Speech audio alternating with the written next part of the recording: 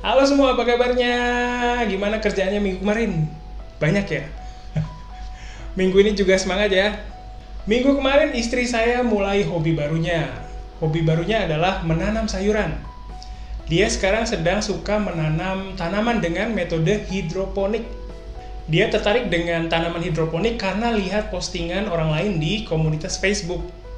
Dia beli banyak peralatan untuk mulai hobinya. Sekarang dia sedang tanam kangkung dan sawi. Saya suka banget sayuran, jadi senang lihat istri dan hobi barunya. Terus minggu kemarin saya dapat makan siang gratis dari teman kerja saya. Nama makanannya adalah nasi bakar. Karena makanannya unik, jadi saya buat video tentang ini terus saya pasang di grup JLC di Facebook. Waktu itu teman saya bawa nasi bakarnya banyak banget. Karena jumlah orang yang datang ke kantor di hari itu cuma sedikit, jadi tersisa beberapa porsi. Terus saya dapat lagi 2 porsi nasi bakar. Nasi bakarnya enak banget. Isinya macam-macam, ada yang isi daging ayam, ikan tongkol, dan ikan teri. Oh ya, minggu kemarin saya juga coba kirim uang lewat Alfamart loh.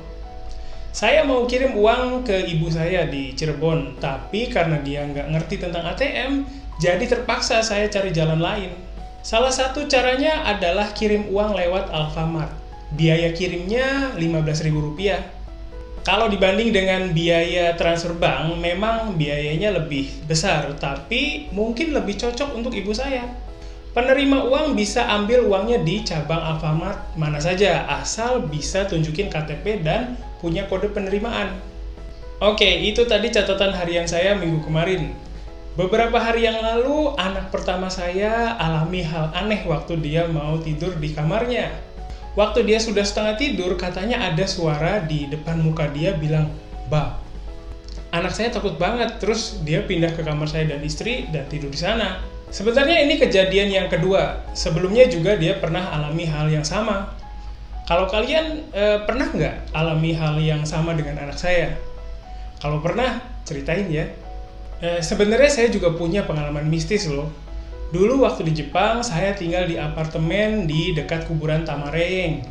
Biaya sewa per bulannya sekitar 36.000 yen. Biaya itu sudah termasuk biaya internet ya. Dulu hampir setiap malam saya begadang. Waktu itu saya pernah alami 2 kali channel TV saya berubah sendiri. Berubahnya selalu ke channel NHK. Dulu saya agak takut, tapi masih bisa berusaha pikir positif.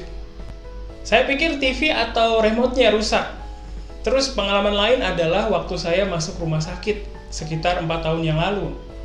Waktu itu saya harus nginap di rumah sakit karena sesak napas. Saya ditempatin di kamar dengan 2 tempat tidur. Di kamar itu nggak ada TV, jadi kalau nggak ada orang yang jenguk saya, kamar itu sepi. Nah, waktu malamnya saya nggak bisa tidur.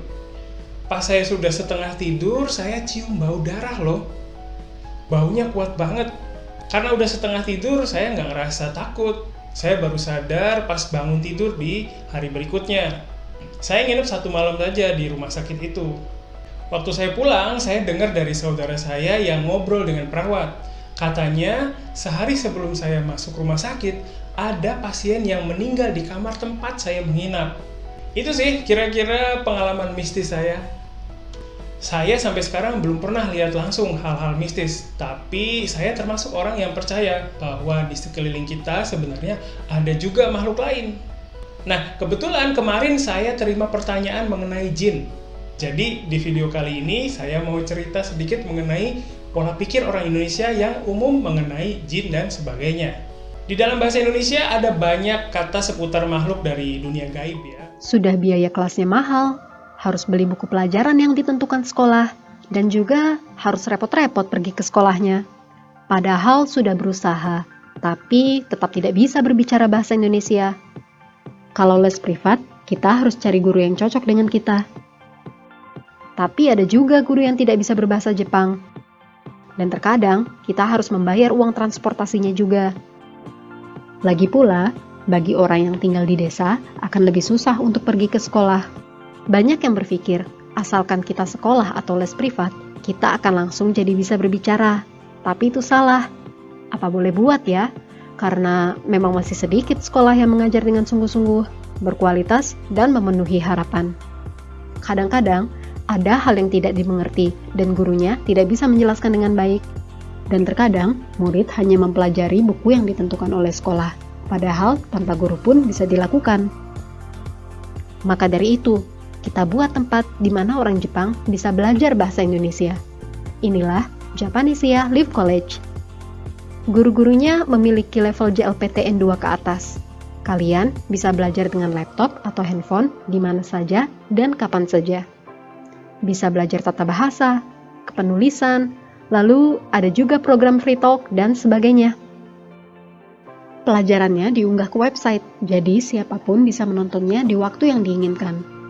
Dan tentu saja bisa diunduh agar bisa dilihat secara offline. Para murid bisa bertanya kepada guru kapanpun, agar bisa langsung memahami pelajaran yang masih sulit dimengerti. Tentu saja, kalau hanya lewat dunia maya, kurang bisa merasakan ikatan dan kebersamaannya.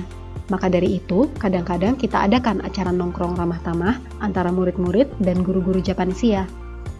Maupun Anda seorang pemula atau level menengah yang ingin meningkatkan kemampuannya, sekarang Anda bisa segera melakukannya, bahkan dengan dana yang terjangkau. Anda masih ragu? Jumlah murid kami sudah lebih dari 100 orang sejak kami buka. Silahkan cek website kami ya.